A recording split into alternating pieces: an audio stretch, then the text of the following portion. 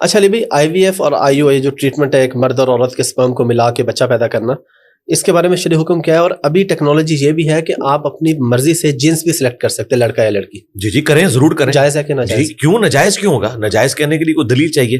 صرف اس میں یہ چیز ہے کہ جو دو مرد و عورت آپس میں میاں بیوی ہیں، اس میں کسی تیسرے کی انوالومنٹ نہیں ہونی چاہیے، اس اعتبار سے کہ سپرم یا اووری آپ یوز کریں. جی بالکل. تیسرے کی انوالومنٹ یہ ہو سکتی ہے کہ یہاں سے سپرم لیا، یہاں سے اووری، اور اس کو ملا کے کسی کنٹرول انوائرمنٹ میں رکھا، اور جب وہ میچور ہو جائے ایمبریو اور دوبارہ سے وہاں رکھ دیا، بالکل ٹھیک ہے، لیکن رکھنا ادھر ہی ہے. ٹھیک ہے، کسی تیسری عورت کا والا معاملہ نہ ہو، تو پھر کوئی حرج نہیں ہے. یہ اللہ تعالیٰ نے آپ کو ٹیکنالوجی دی ہے، آپ اسے یوٹیلائز کریں.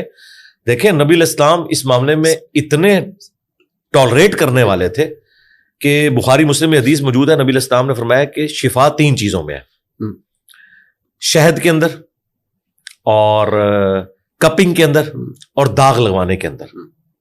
لیکن نبی الاسلام نے فرمایا میں تمہیں داغ لگانے سے منع کرتا ہوں. لیکن مسلم شریف میں 2 حدیثیں اوپر تلے کہ ایک صحابی کو جب تیر لگا ان کا خون نہیں رکتا تھا، تو نبی الاسلام نے اپنے مبارک ہاتھوں سے داغ لگایا. یعنی وہ منع کرنا حرمت کے درجے میں نہیں تھا، پریفریبل تھا. وہ داغ یہ ہوتا ہے کہ وہ لوہے کی کوئی گرم کر کے نا سلاخ اس پہ لگائی جاتی ہے، وہاں سے گوشت روسٹ ہو جاتا ہے، پھر خون نکلنا بند ہو جاتا ہے. یہ جب چور کے بھی ہاتھ کاٹتے ہیں نا تو فوراً اسے گرم تیل میں ڈالا جاتا ہے، ادروائز تو اگر وہ خون نکلتا رہے تو وہ تو ڈیتھ ہو جائے گی اس کی، فوراً خون لاس ہو جائے گا. تو نبی صلی اللہ علیہ وسلم اتنا ٹالریٹ فرماتے تھے. مسلم شریف میں اوپر تلے 4 احادیث ہیں، اور ان کے اوپر پتہ ہے ہیڈنگ کیا ہے؟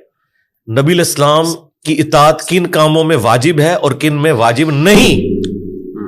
اندازہ کریں، اتنی حیران کن یہ ہیڈنگ ہے چیپٹر کی. اس کے اندر آپ حدیثیں پڑھیں، 4 حدیثیں ہیں. نبی الاسلام کے مبارک زمانے میں نر اور مادہ کے کھجور کا ملاپ کروایا جاتا تھا اچھی فصل لینے کے لیے. نبی الاسلام وہاں سے گزرے، آپ نے فرمایا یہ کیوں کرتے ہیں؟ ان کا اچھی فصل کے لیے. آپ نے فرمایا اگر یہ نہ کرو تو، بس اتنا کہا. انہوں نے اسے نبی الاسلام کا حکم مان لیا، ان کی فصل کم ہو گئی. وہ شکایت لے کے حضور کے پاس آ گئے، کہا یا رسول اللہ ہماری تو فصل کم ہو گئی ہے.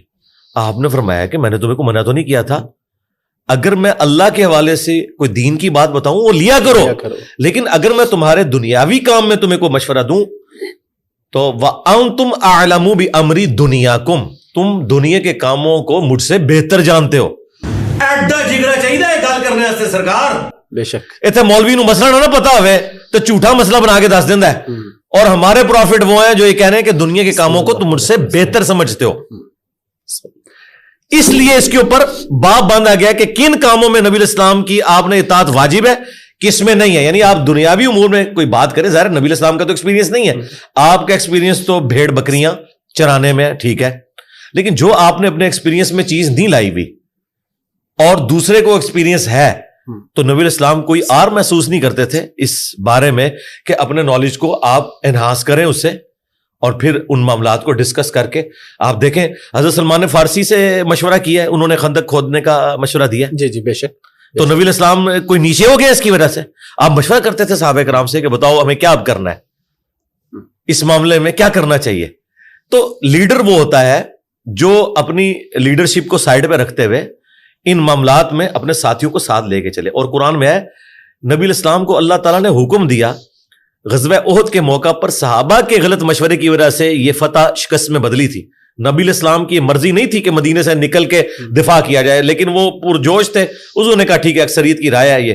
اس کے باوجود پلس وہ جو 50 تیر اندازوں کو بخاری میں آتا ہے، نبی الاسلام فرمایا تھا کہ چیل کوے ہمارا گوشت بھی اٹھائے نا، تم نے نہیں یہ درہ چھوڑنا. اس سے زیادہ کوئی سمجھا سکتا تھا، لیکن پھر بھی انہوں نے درہ چھوڑ دیا. 15 رہ گئے، 35 نے چھوڑ دیا. اور وہ خالد بن ولید نے پیچھے سے آگے حملہ کیا، حضور کے بھی داں شہید ہو گئے، آپ کی شہادت کی خبر مشہور ہوگی. کتنا غصہ ہوگا نبی الاسلام کو کہ ایک فتح شکست میں بدل گئی.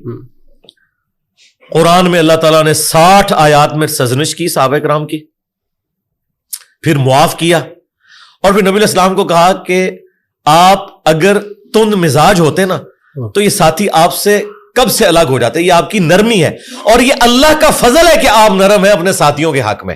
اللہ نے اسے اپنی طرف منسوب کیا. اچھا، اور پھر فرمایا کہ آندھا بھی انہیں مشورے میں شامل رکھنا ہے. ہائے ہائے ہائے ہائے اللہ. یعنی مشورے کی کاسٹ ادا کی ہے پروفٹ نے. لیکن حضور کو کہا جائے یہ نہ ہو کہ آندھا آپ یہ کہیں کہ یار تہاڈی پہلے بھی کام پہ آسی ہوں میں تمہیں بیچ نہیں پاڑا. نہیں, ان کو شامل رکھنا ہے. امرہم شورا بینہم بھی ہے سورہ شورا کے اندر. تو ایک بڑی نارمل لائف, نبی علیہ السلام کی کامیابی ہے ہی ہے کہ آپ نے بڑی نارمل لائف گزاری ہے, اور آپ کے ساتھی بھی آپ کے بعد وہ نارمل لائف جب تک گزارتے رہے ہیں تو اسلام اور مسلمانوں کا گراف اوپر گیا. جب انہوں نے پروفٹ کا راستہ چھوڑا ہے تو اسلام کا گراف نیچے آیا. مسلمانوں کا گراف بے شک اوپر جاتا رہے, اسے کوئی فرق نہیں پڑتا. اسلام کا گراف پھر نیچے آ گیا خلفائے راشدین کے بعد. تو اس میں یہ تو آپ نے ڈیٹیل سے بتا دیا, تو جنس چوز کرنا بھی بالکل ٹھیک ہے. جی ٹھیک ہے, کر سکتے ہیں, آپ کا رائٹ ہے, کیوں نہ کریں. ٹھیک ہے, دعا نہیں کرتے ہم, کرتے ہیں. اگر حضرت زکریا کے پاس کوئی آپشن ہوتا نا تو اسے اویل کرتے. انہوں نے بیٹا مانگا, اولاد یعقوب کا وارث, ٹیمپل آف سلیمان میں اسے وہاں پر ایک آج کے اعتبار سے سمجھ لیں کہ گدی نشین اس خانقاہ کا, جہاں توحید کی وہ بات کرے. حضرت عیسیٰ ابن مریم کی تصدیق کرنے والے تھے وہ. تو بیٹا مانگ کے لیے نا, یہ آپ کا رائٹ ہے, آپ کریں. اللہ تعالیٰ نے آپ کو ریسورسز دیے ہیں تو ضرور کریں.